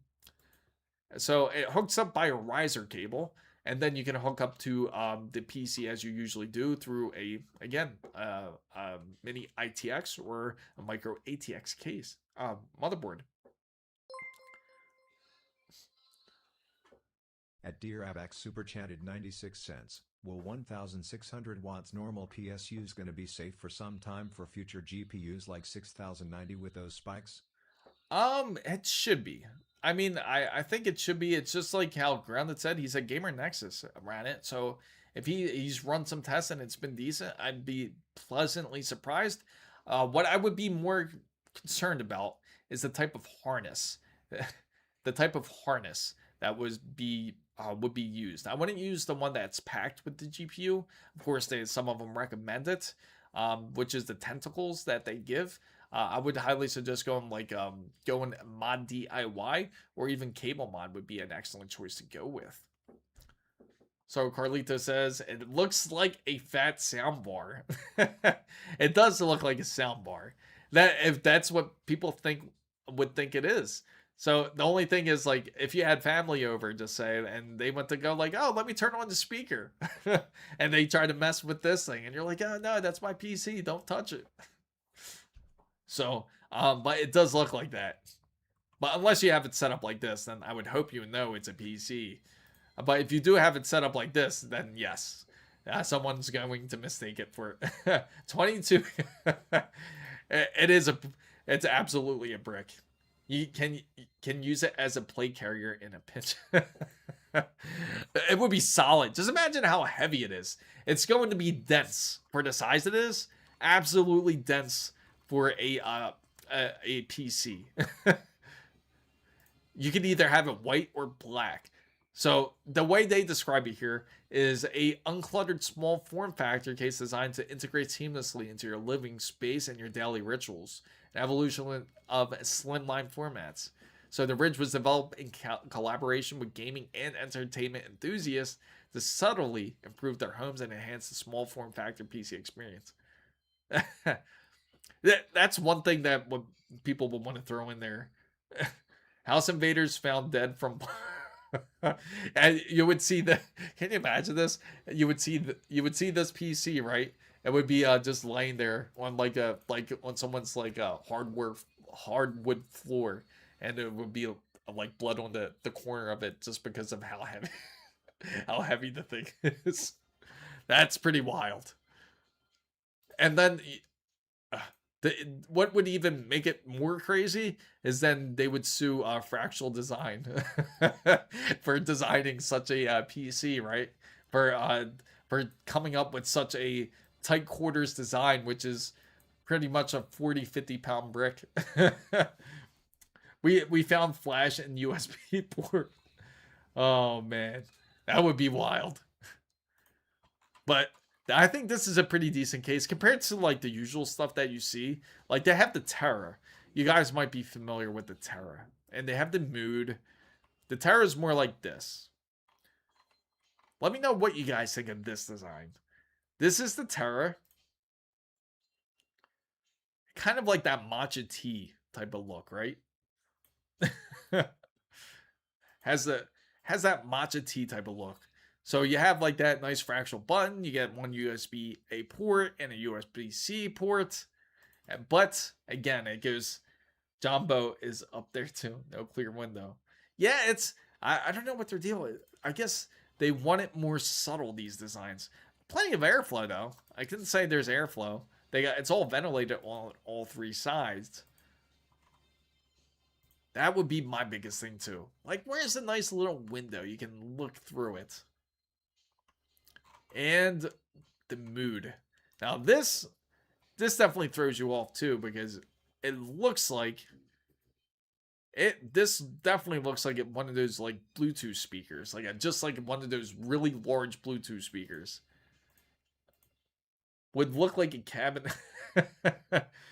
A minimalist approach, absolutely.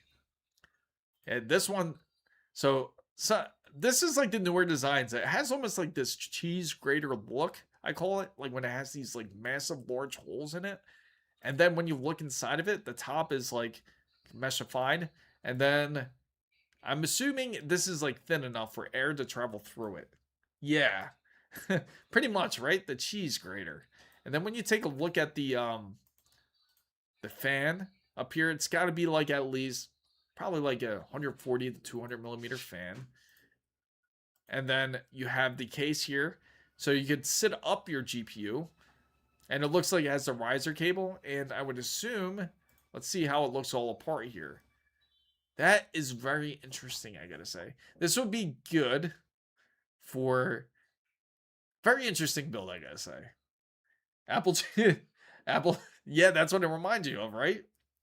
Perfect. Perfect.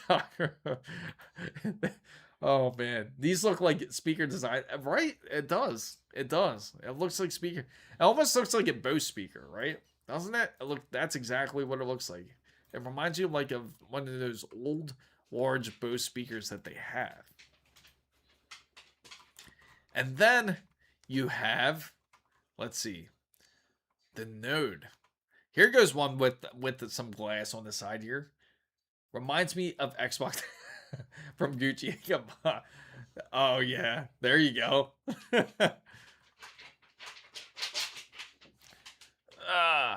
And Jonah's up and walking around. That's a good thing. Here we go. Define 7 Nano. So this is a mini ITX case. Let's see the size of it.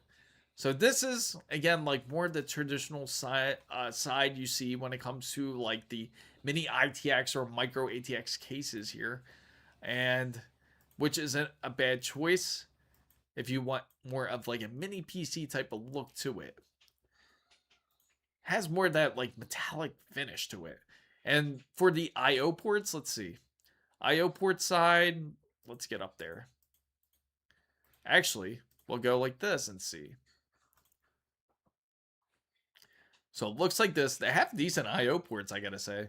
3 USB-A. Maybe that's I think that's like an RGB button there on the side. It has the power button. And then it has these ones up here, which are going to be auxiliary ports. Yeah. These mini ITX cases are too big for my taste. Do you recommend Be Quiet Power Zone 2 for a PSU? Actually, they're very good. Be Quiet's excellent when it comes to PSUs. The one they actually have quite a few different new designs now. I think they're up to the 14. I would highly recommend it. They are honestly quiet as their wording is. So it's a very positive outlook for them. Like if you are planning power supply usage. Even like their AIOs are pretty decent as well. So if you take a look at them, I would say, yeah, go for it. Just make sure it's the specifications that you need it at. And let's go back, guys, over to Newegg, because I know some of you guys are looking for things like this. I tried to look up the RTX 5090, but no luck, obviously, when it comes to Newegg and finding it. Looks like well into MATX territory, and that's the issue. I think people aren't liking it. Oh yeah, you've been watching Supernatural. That's a throwback. Be Quiet does make some good power supplies, but they don't respond to emails. Oh, okay. Yeah, it's yeah, they're really not good at that, I gotta say. I tried to email them, but they're not very responsive people. But they do have decent power supplies for sure. Their coolers are decent as well. But I can't speak on how their whole customer service is. Luckily, I haven't had anything fail from them, which is a good thing. Hopefully, I don't have to worry about that. So, yes. No, I definitely get it. When it comes to the CPU processors, I called Be Quiet on the phone and left a message, and they, oh really? Oh, that's awesome. Champ had a response. There you go. Usually, again, Be Quiet's a decent brand. Personally, to me, I haven't really had issues with any of their products. So, as Champ said, their customer service is definitely up to par there. Usually, a lot of companies are pretty decent when it comes to customer service. It's just now I'm just curious how it's going to be today, especially because of how short they are with parts now. So in this economy, we might well run everything undervolted. Rabax super chatted 38 cents. Yeah. Keep my Corsair AX 1600i or upgrade for ATX 3.1. So if you have an AX 1600i, and you're ready, if you are in desperate need, like if it's starting to show like failure, then I would say replace it. But I would say honestly hold it. The AX 1600i is like the top of the line Corsair PSU that they have. Even if you do have the prior model, like before the ATX 3, they're very reliable. I would say definitely keep it. I am taking a break from gaming for a while and kick back and watch some horror. I get it. You want to see some horror? Take a look at some pricing. I called to ask questions, and I never had a problem with one. Awesome. Same situation. Oh, that's good. That's a good thing. EVGA. Oh, really? Yeah, you have the same situation. You also have an 8X 1600. EVGA 1600T Super. Oh man. Oh, EVGA, man. I really miss them. I really do. I just hope one day they really have a comeback one of these days. Let's definitely hope that we see a strong return from EVGA for one of these days. Um, so, fam guys, I thank everybody for joining into this wonderful stream. Yes, nothing more scary than reality. Agreed. Thank you guys for joining into this wonderful stream. Make sure to join in onto the Discord. If you aren't part of the Discord community, just go into the rules side. Make sure you hit that green check mark to be part of us. And also, if you're not part of the YouTube channel, make sure to subscribe and like it. If you're not part of Twitch, make sure to follow. And I certainly thank you guys all. There's no stream again this upcoming Saturday, and that's because we do have a friend coming from out of state right now to come visit. So we will spend some time with him. But regular stream will be back to normal next week, and it'll start at 6:45 p.m. Eastern time. And I will certainly remind everybody out there.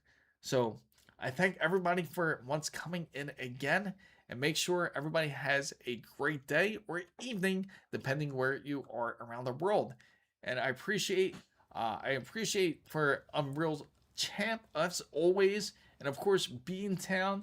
And you gotta thank Daravox for being part of us. Charizard, thank Grounded Game, especially with his jokes here. He's been hilarious. It's K today, and also Josh. Thank you guys for all coming in. Ernesto, all the members of the wonderful fan band. Thank you guys so much for watching, and hope to see you guys again soon.